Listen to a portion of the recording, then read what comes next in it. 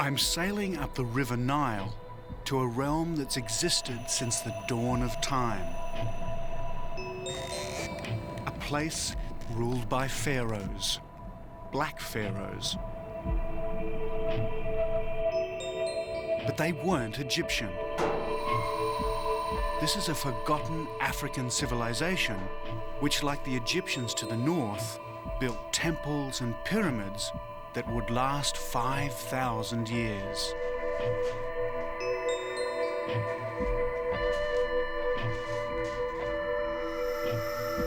So my journey takes me 1,000 miles up the Nile, deep into a desert where temperatures soar to 120 degrees. And here I come face to face with the black pharaohs of Africa.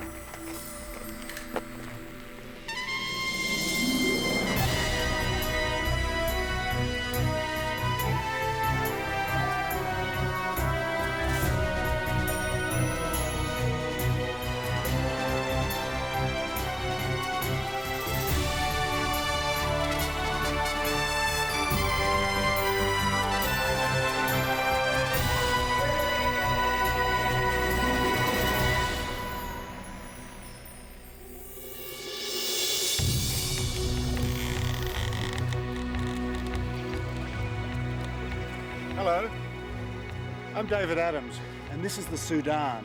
I'm about 2.5 days sailing south of the Egyptian border into what they call the Hidden Quarter. It's the least travelled part of the Great River Nile. From here to Khartoum, Sudan's desert capital, there's 1,000 miles of temples, tombs and fortresses of a culture that once ruled all Egypt herself. As the crow flies, my journey's only 330 miles. But by river, round the great S-bend of the Nile, it's triple that distance, nearer 1,600 kilometres.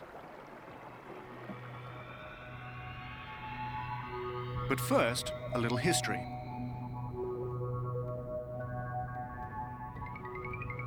Nearly 3,000 years ago, in the 8th century BC, Shabaka, king of Nubia, conquered Egypt.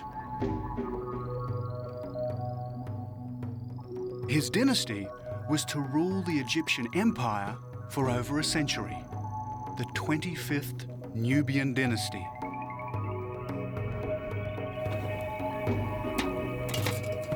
And Shabaka was black. He and his descendants built temples and pyramids and an empire that stretched from Khartoum to Alexandria. It was a civilization that was to span 5,000 years. So to go back to the roots of this ancient African empire, I'm sailing up the Nile in the most traditional of ways. My crew is Nubian, direct descendants of those who fought for the Black Pharaohs. And I'm sailing on a felucca, a boat little changed in 3,000 years, ideally suited to what's a very user-friendly river. And what makes the Nile really navigable is that the flow goes one way towards Egypt and Alexandria, and the north wind goes the other towards Khartoum. So boats like this can navigate up and down the Nile at will. The Nile is Sudan's lifeline. 60% of its waters rise in the Ethiopian highlands and flood down the Blue Nile to bring nourishment to its fertile banks.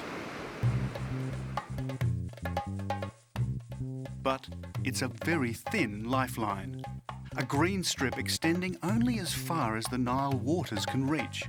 Barely a mile from its banks are the scorching sands of the Nubian desert.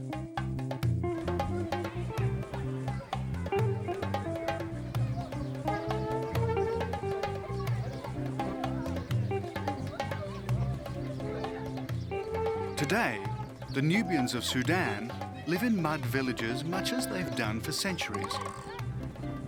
And I never knew mud could be made so colourful. These walls have become a canvas on which to paint vivid, geometric patterns.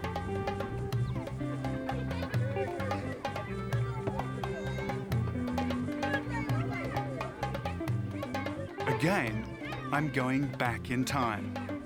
These villagers' ancestors would have once lived under the rule of the Black Pharaohs. Provided they paid their tribute and worshipped the ancient god Amun-Ra, the pharaohs would have been benevolent. If they'd defaulted, they would have incurred the pharaoh's wrath. Today, the villages are Islamic, and in true Islamic style, they extend a welcome to all strangers. They really are incredible, these buildings. You'd think you were in Mexico with all the painted adobe houses there, instead of right in the middle of the Sudan.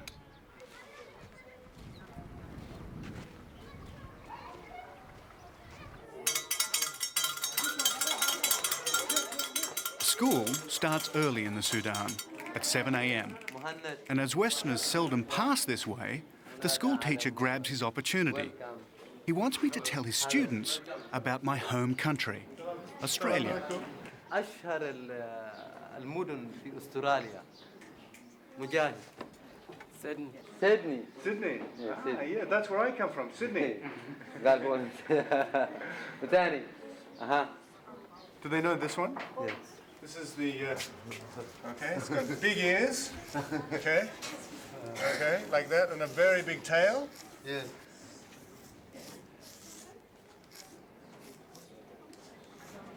They know this one? What's this one? Kangaroo. Kangaroo. Yeah, matches. You know this one? Boxes. Yeah. Yeah? Kangaroo. حيوان. Like this. I wonder what would happen if I asked Western children to name an animal in the Sudan. I'd be even more amazed if they knew where it Thank you was. very much. Thank you, It was very good. But Very I good must to be see on you. my way. Goodbye. Thank you. Ciao. It all seems so calm and peaceful here. But just across the river is an old fort. It stands as a stark reminder of rival imperial ambitions that have so often disrupted the peace of this great river.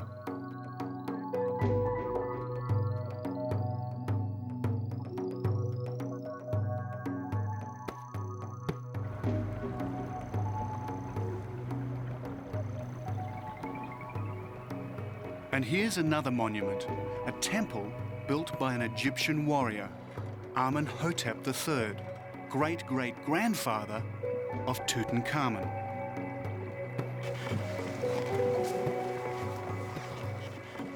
It was built 4,000 years ago, and it predates King Solomon, Babylon, and the temples of classical Greece.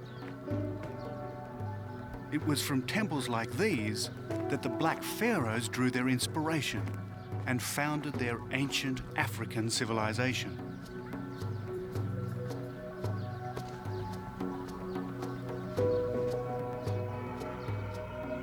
Walking amongst these columns and fallen masonry, you can't help but admire the workmanship.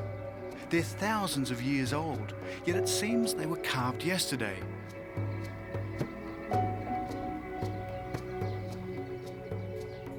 And where are the tourists? If this were a temple in Egypt, it would be crawling with them. But I seem to have it all to myself.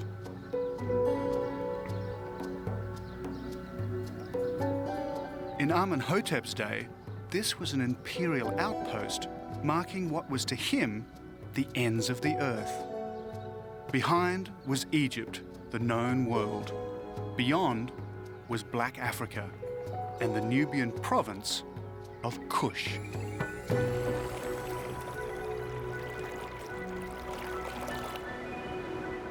And I've also reached a natural barrier, the Third Cataract. One of a series of impassable rapids that hinder all Nile travellers. My felucca can go no further. Salam!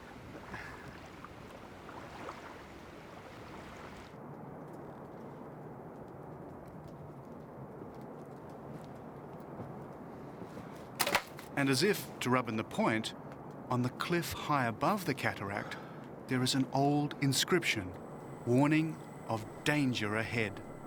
This was the original border between ancient Egypt and the Nubian province of Kush.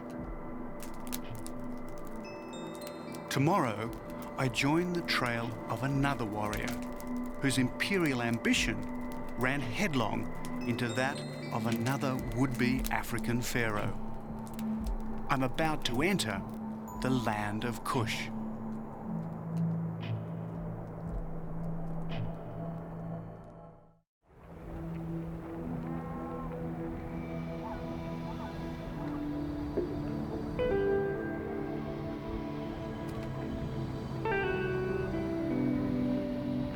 The following day, sunrise is obliterated by a desert storm. Minute grains of sand and dust get in your eyes and up your nostrils. Sandstorms like this are commonplace in the Sudan and most of North Africa, and they don't make a photographer's life any easier. I'm on the Nile on my way to Dongola, where I hope to catch an old steam ferry. In it, I hope to travel to Kareem, round the great S-bend of the Nile.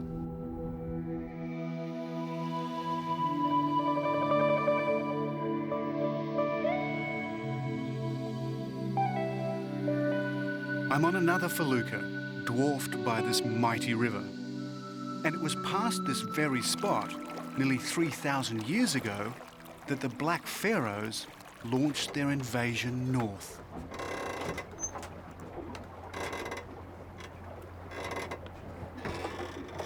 Now wind the clock forward to just over a century ago, and we find that history repeats itself.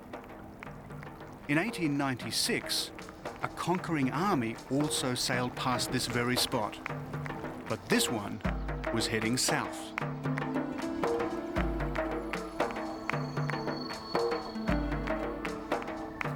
In the 1800s, a man was born near here who believed he was sent by God.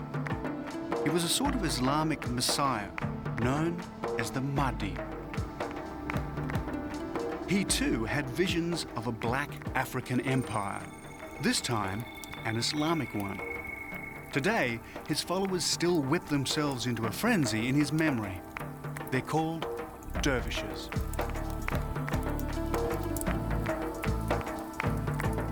"120 years ago, a dervish army launched a holy war to end British colonial rule.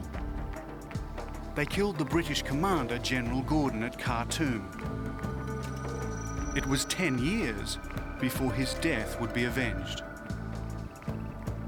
And when vengeance came, it came in the form of this man, Lord Kitchener, later to become one of Britain's most outstanding generals. Kitchener was determined to destroy the dervish army. And to get at them, he used the River Nile.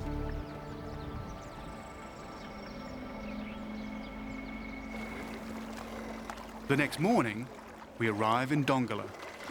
Dongola. Ah, Dongola. Fantastic.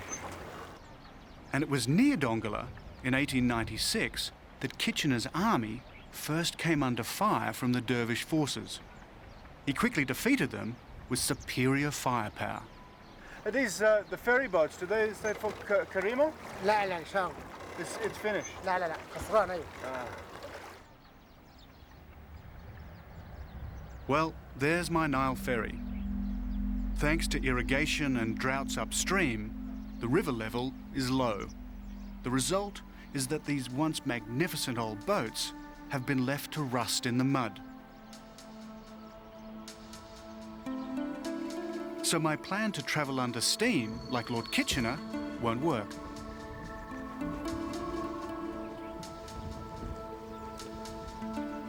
It's a riverboat graveyard. This is all that's left of a riverboat culture that grew up along the Nile. It was based on British imperial power, but it was romantic just the same.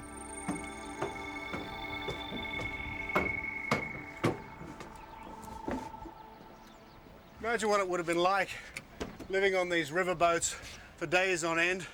Really like Agatha Christie in Death on the Nile.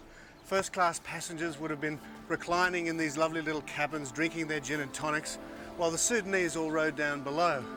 It's still about 500 miles down to Khartoum, and it would have been quite a long trip, but in a boat like this, in those days, would have been wonderfully luxurious.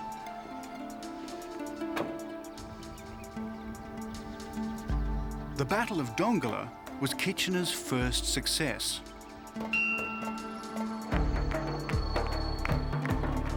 Dongola is famous for its markets, stacked with produce from the Nile. Today, as in 1896, there's enough food to feed an army. And it's in these markets that I meet Ramadan. Ramadan is also bound for Kareem. He tells me there's only one way to get there quickly, but it means abandoning the river and going by bus. So how long does the bus take to get to Kareem? 2 days. Yeah? Yeah, they take 2 days and desert and many sand and yeah. But Kareem is very beautiful also. Yeah, no, I'm looking forward to it. And Jebel Barkar. Jebel Barkar, and there is a Kuru also. But yeah, and you were stopping in Kareem? Yeah, we stop in Kareem. Yeah. That's the good news. The bad news is that the bus doesn't leave until the day after tomorrow. So it's 2 days waiting. Yeah, that's waiting. There's not many buses in this country. Yeah, you must wait until that. Go take the tea. Say shukran. The Sudanese are a nation of tea drinkers. So we discuss travel plans over a glass of sweet, minted tea. Is there much to see around Dongola? No. Dongola is also famous for its cooking. Perhaps I can relax and enjoy some Sudanese cuisine. But Ramadan suggests another form of cooking. You may think that being buried 30 kilometres out in the desert is some sort of Sudanese torture. Actually, it's something that a lot of people travel a long way to do, because this sand has incredible properties, and anybody with rheumatism who gets buried here for an hour or two walks away with almost no pain. Well, for me, because I don't have rheumatism, this is actually like a hot sauna. Well, probably in an hour or two I'll just be nicely baked. But it actually is very pleasant, I think.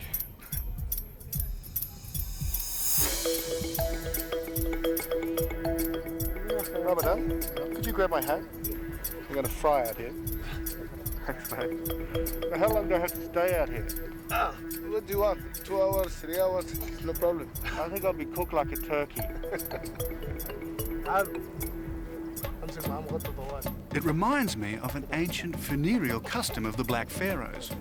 When a pharaoh died, he expected all his wives, courtiers, guards, and palace staff to be buried with him, alive.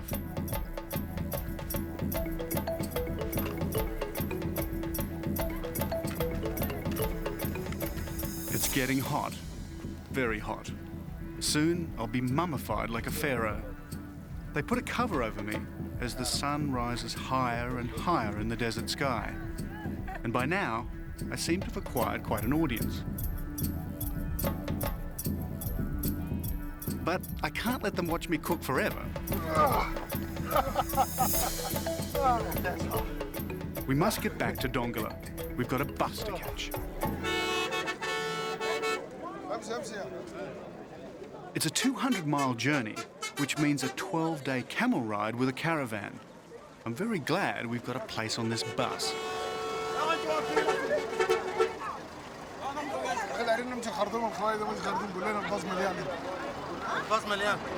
The bus is full. Let's go on top. Yeah, okay, that's fine. Okay. Let's go there. Yeah. Thanks. There's no room inside, which means we have to sit up on the roof. Not to worry, up here, it's a dress circle view. Very good.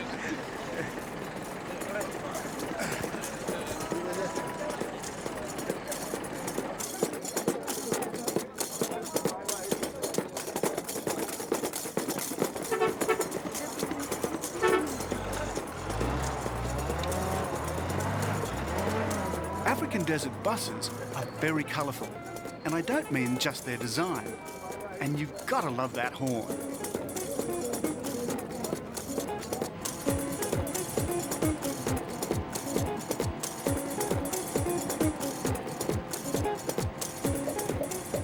have something for the wind? No, I have one I can give you. Yeah, great. There is too much wind. You know how can you do it? Yeah, put it on.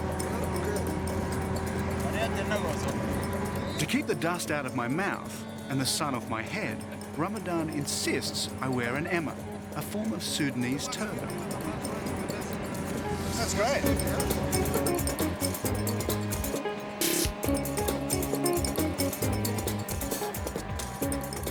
As we hurtle deeper into the desert, my mind goes back to Kitchener's army just over a century ago.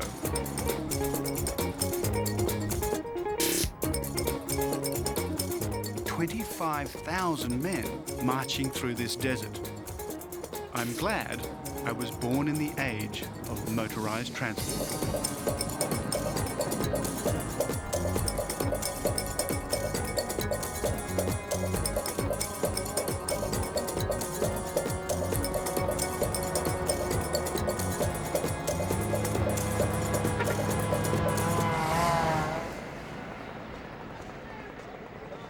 Two days later, dusty and tired, we arrive in the town of Kareem. And before we say our goodbyes, Ramadan helps me to find a hotel. So this is the only guest house in town, huh? Yes, this is the That looks fine.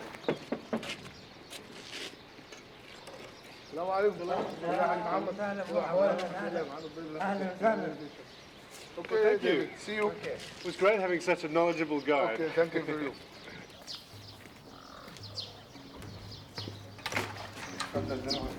Thank you.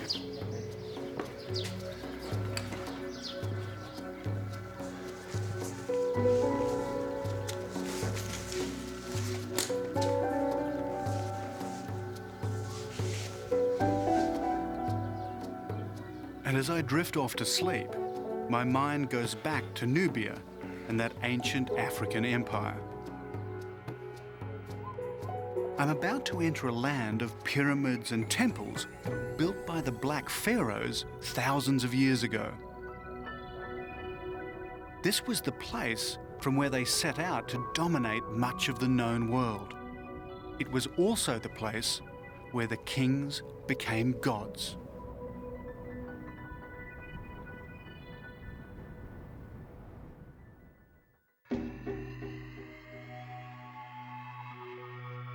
At first sight, Kareem is just another North African desert town on the banks of the River Nile.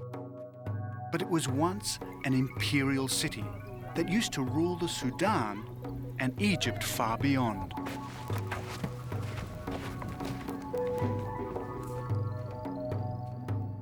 Towering over Kareem is Jebel Bakal.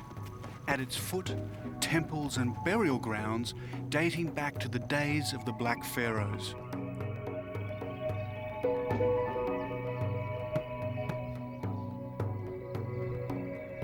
This was their sacred mountain. It was from here that they drew their royal power. And it was from here, nearly 3,000 years ago, that they launched their conquest of Egypt and beyond. In ancient times, this was the center of a belief system that linked gods and kings. It was here they believed heaven and earth were joined. Well, this is the seat of the gods. This is where Amenhotep, the great god of the Kush and the Egyptians, was worshipped. And from this pinnacle, there was a huge plaque of gold that shone out into the desert and declared to everybody that this was the center of Amenhotep and the worship of their great god. And why wouldn't they think this place was sacred? It was the highest point in their firmament. From here, they could survey their capital, much of their kingdom, and its life-giving artery, the River Nile.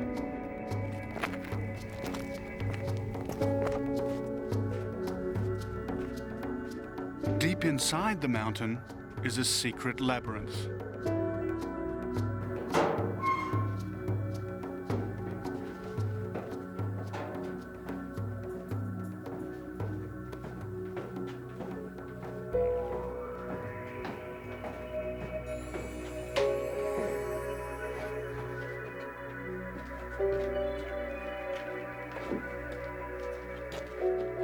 On the walls are inscriptions that have survived nearly 3 millennia. their colours perfectly preserved in the dry desert air.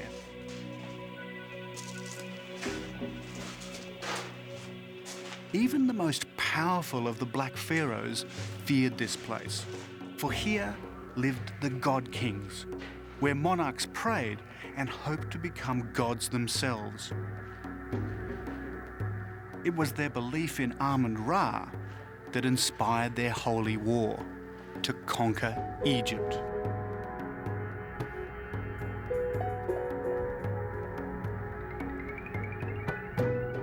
But now their gods have fallen, their temples are no longer sacred, and their kings are long forgotten.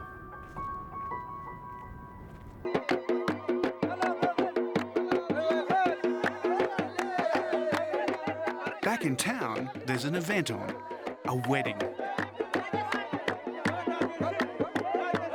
And weddings are the ultimate in Sudanese hospitality. The whole town celebrates. I'm in town, so automatically I'm expected to attend. It would be rude not to.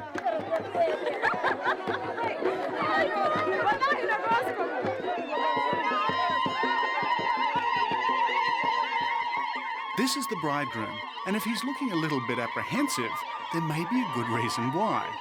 Most marriages in the Sudan are arranged, so it's quite possible he's never even set eyes on his future wife until today. Central to every marriage is the contract, normally drawn up after months and months of wrangling. So today's the day when the contract is supposed to be signed and the dowry paid. Well, the signing's almost finished, and after that, all the men are going to move out of here and join the women for what is only referred to as a festival. The problem is, they can't find the groom. The celebrant says a prayer. And suddenly, there's the sound of gunfire.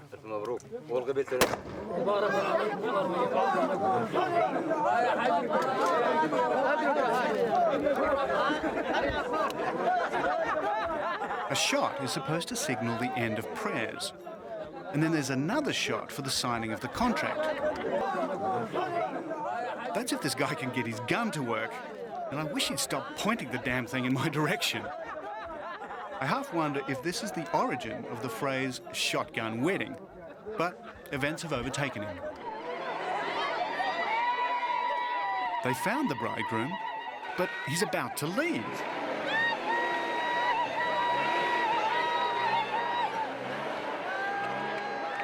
It looks like it's all over before it really began. Something about a family tiff, the drummer ran out. The families have divided, the groom's in one vehicle, the bride's in another, and they're disappearing. Apparently it happens all the time in Sudanese weddings.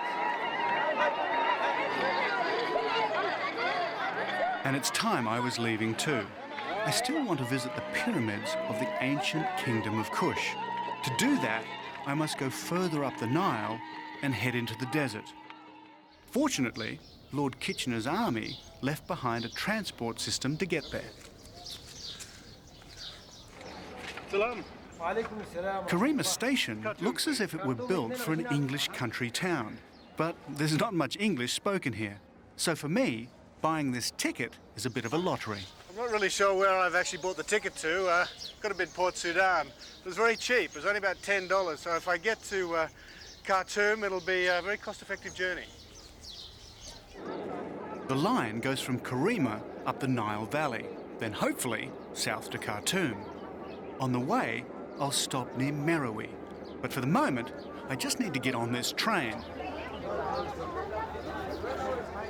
The first thing to realise about trains in Sudan is that they're very crowded. I thought I'd got here early, but obviously not quite early enough. The second thing to learn about them is that they leave on time. At least this one does.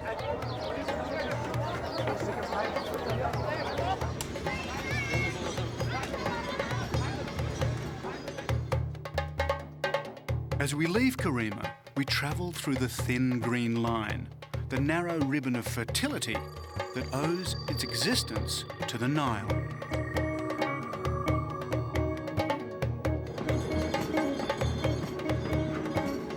Then, as if to rub home the point, quite suddenly we're in the open desert. Next stop?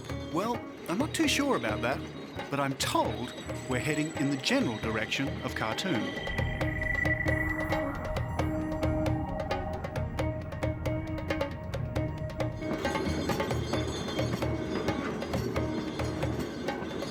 Travelling on these trains, I think it's a lot like India.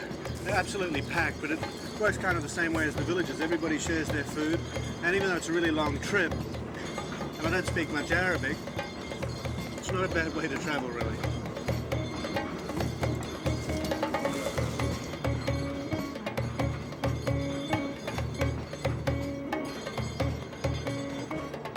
That's if you don't mind sitting on the floor, but I'm too tired to worry. Soon the lurching motion sends me to sleep as we head out across a sandy sea of nothingness.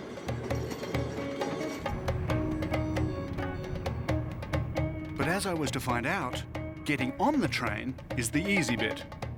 As I approach the ancient pyramids of the Black Pharoes, getting off turns out to be a leap into the unknown.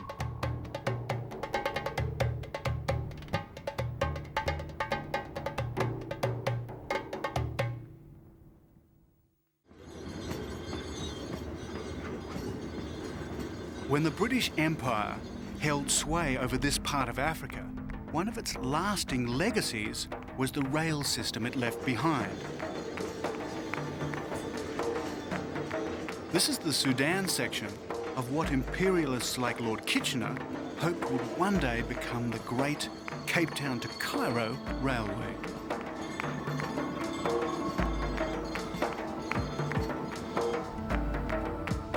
I've now done some 500 miles of my journey as I head towards Khartoum, and I'm hoping to get off this train near the ancient pyramids of Meroe. But I see no station, and this train shows no sign of stopping or even slowing. It really only leaves me one option.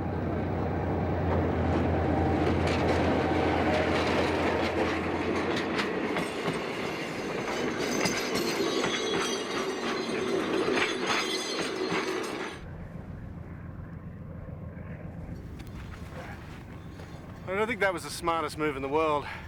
Jumping off trains I don't recommend. Don't know if I actually broken my collarbone, but I've certainly given it a hell of a jar. So we'll just see what happens. But I wouldn't recommend jumping off trains.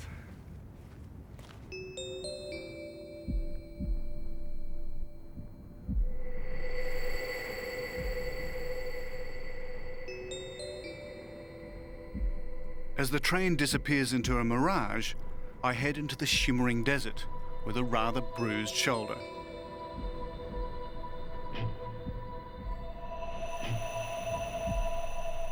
On the horizon, my destination, Pyramids of Meroe.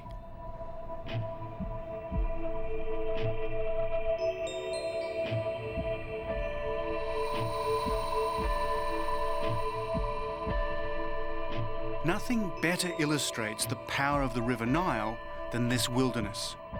I'm well beyond its irrigating reach in a wasteland ruled only by sun and wind.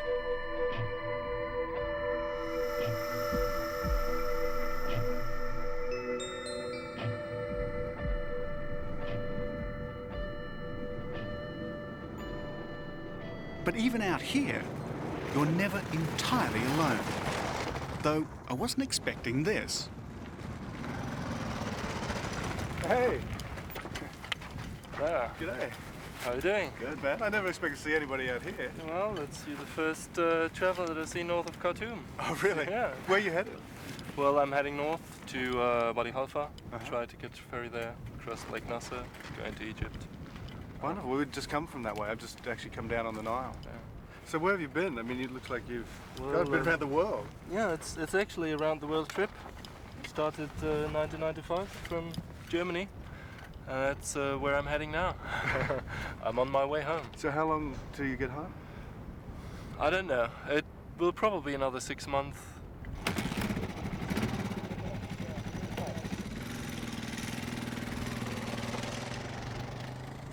So he heads north, and I continue south. They call these the Forgotten Pyramids. Because of a Western obsession with Egypt, the Sudan is not on the tourist trail. So these pyramids are rarely seen by Westerners. And yet there are more pyramids here in the Sudan than there are in Egypt. And out here in the middle of nowhere, I guess this is the closest I'll get to hiring a taxi. Yes. Want to get a camel? Is okay?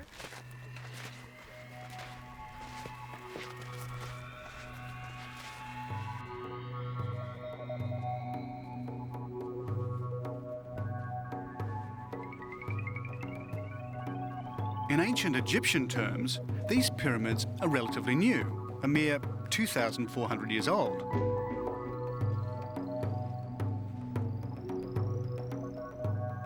But in terms of Western discovery, they're even newer. They weren't seen at all by outsiders until the middle of the 19th century.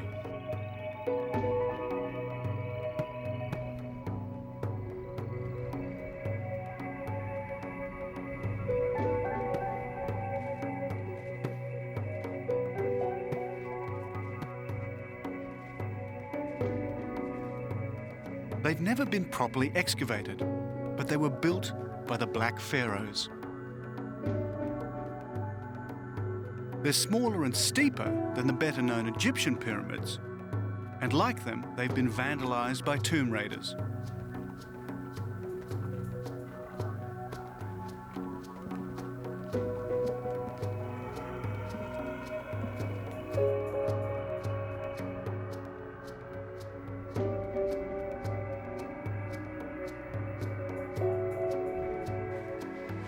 They tell me that 19 kings are buried here, along with 53 queens, countless slaves, attendants, dogs, horses and other animals.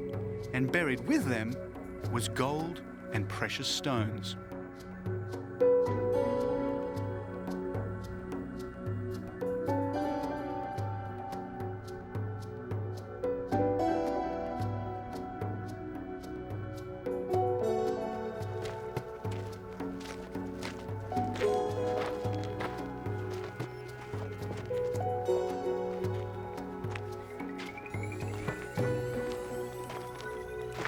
Going to take some photos.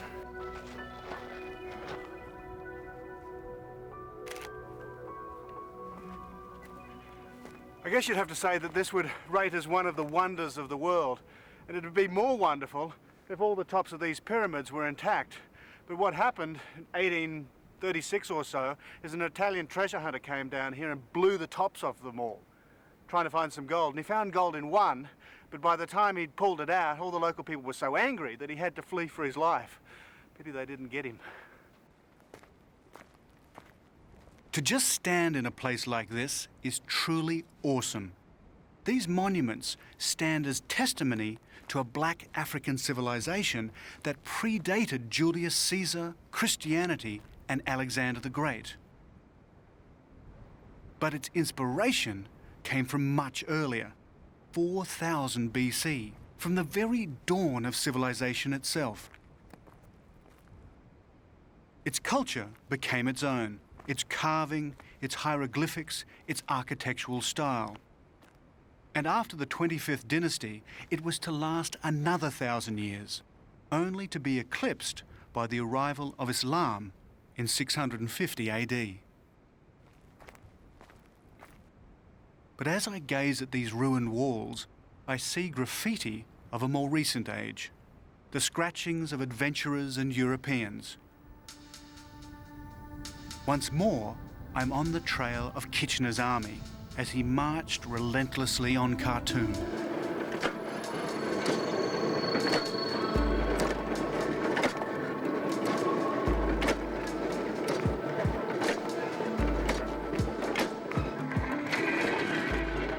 Almost a century ago, he built a military railway to supply his troops. This is part of that line.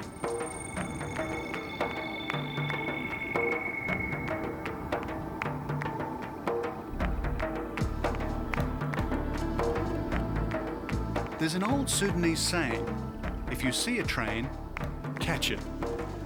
They also say that if you hail a passing train, it will stop for you. And while this isn't exactly a train, it'll do. But it's going a lot faster than it looks. I think they're trying to tell me that they can't stop. If I want a lift, I'll have to jump.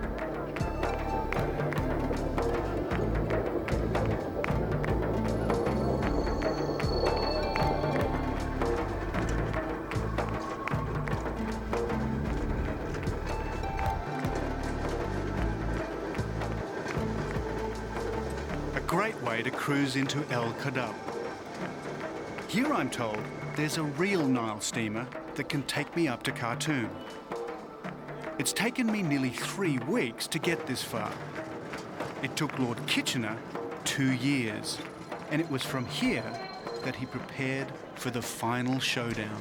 Okay, thank you.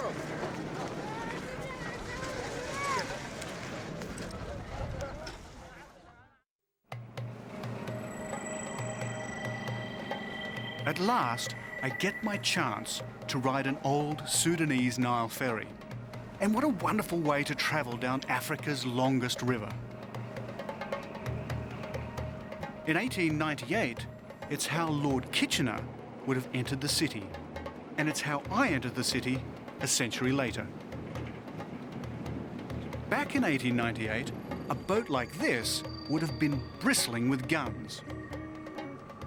Kitchener used a flotilla of them to bombard Khartoum.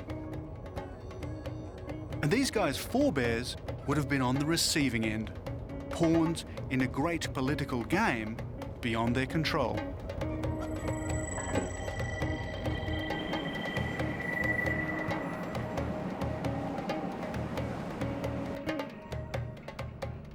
I've now completed nearly 1,000 miles of my Nile travels in the wake of Kitchener's army, and now I'm near journey's end.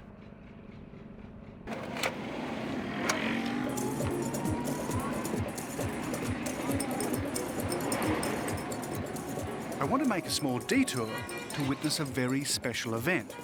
But first, my taxi driver has to fight his way through Khartoum's chaotic traffic.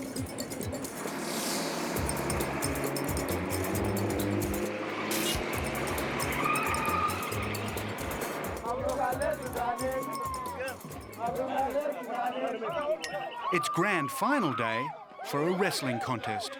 And as with all grand finals, the rival teams need their cheer squads.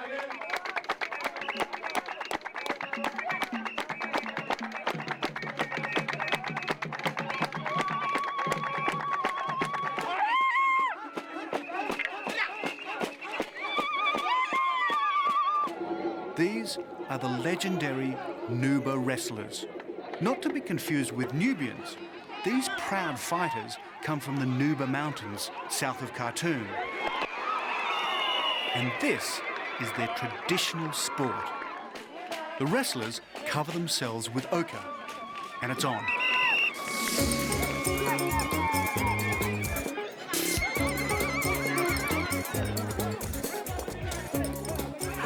The rules are simple. Make your challenge, then try to throw your opponent on the ground. It's an endless cycle of challenge, wrestle, throw. While the cheer squads show no sign of losing voice.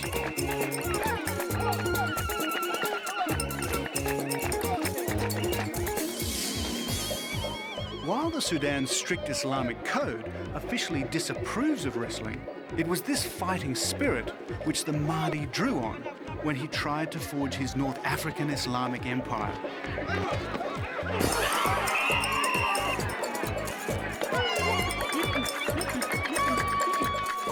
And it was this fighting spirit that took the British by surprise over a century ago. The final showdown came at the Battle of Omdurman.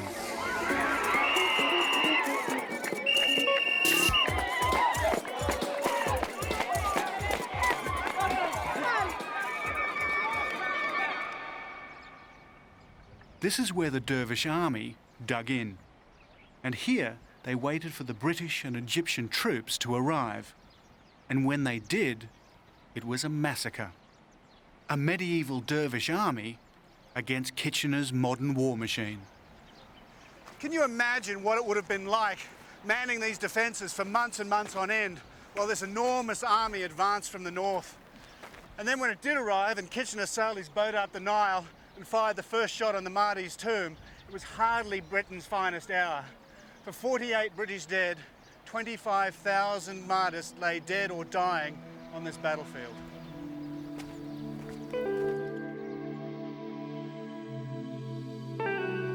The Battle of Omdurman was a slaughter. Spears and daggers were no match for the British artillery. It was at Omdurman that a new weapon would come into its own: the machine gun.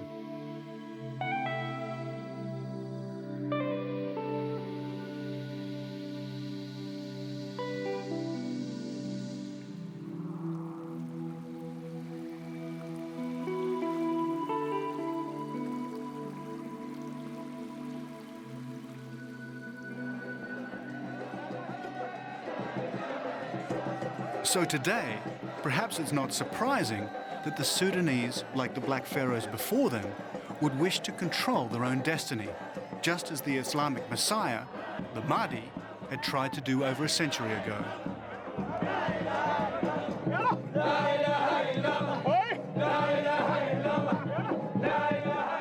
Every Friday at sundown, the descendants of the dervish army come together. This was how they prepared for battle. Today, it's how they make contact with God.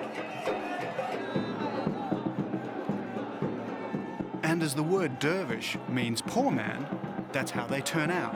Some even wearing clothes made from rags.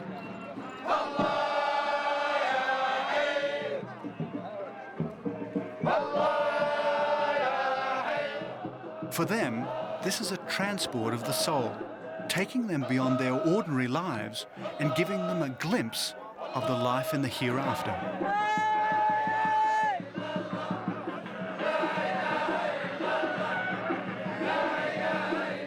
And as they fall into a trance from the ecstasy of the dance, I wonder if they're drawing on an earlier tradition. One day, they believe, another Messiah, another Mahdi, will be sent by God.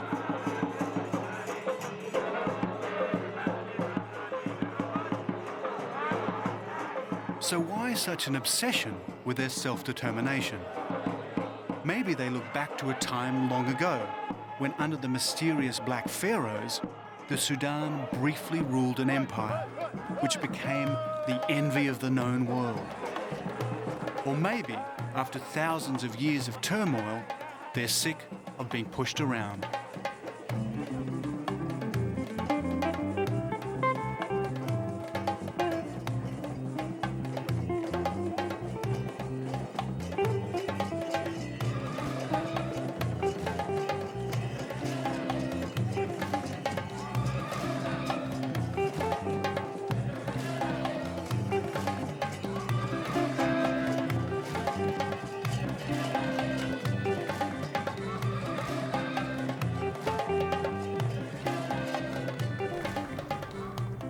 As I head back down the river of life, I realize there's one reason for all of this, one cause of all their sorrows and joys, and I'm sailing on it.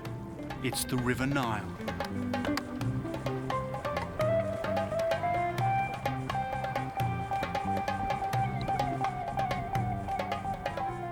So I'll leave you with the words of a young British Army officer who fought at the Battle of Omdurman. His name was Winston Churchill, and he wrote of the Nile, "It is the life of this land through which it flows. Without the river, none would have started. Without it, none would have continued. Without it, none would have ever returned." They say that if you drink from the Nile, you'll return. One day, I shall return on another of my journeys to the ends of the earth.